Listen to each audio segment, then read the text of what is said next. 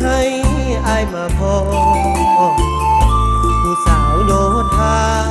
น้องแก้วตาสร้างงามละออ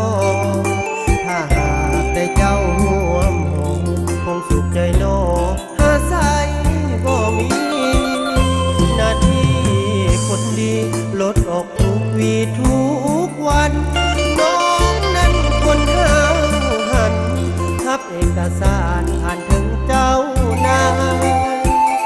อายหนุ่มฮอนด้าหลายคนกล่าวว่าเจ้านั้นงามหลายสิปิ้งคนหนึ่งสนใจหากเจ้าหลายผู้สาวโยธาถ้าน้องตอบมาอายนี้จะพาพ่อแม่ขอเงินทองเท่า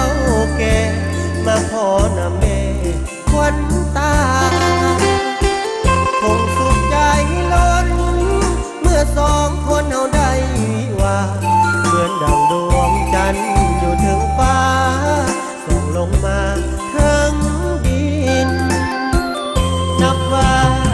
เป็นบุญแม่เนื้ออุ่นคนดีอายนั้นสองเฮามาสร้างสวรรค์อยู่ด้วยกันสมคำเขาว่า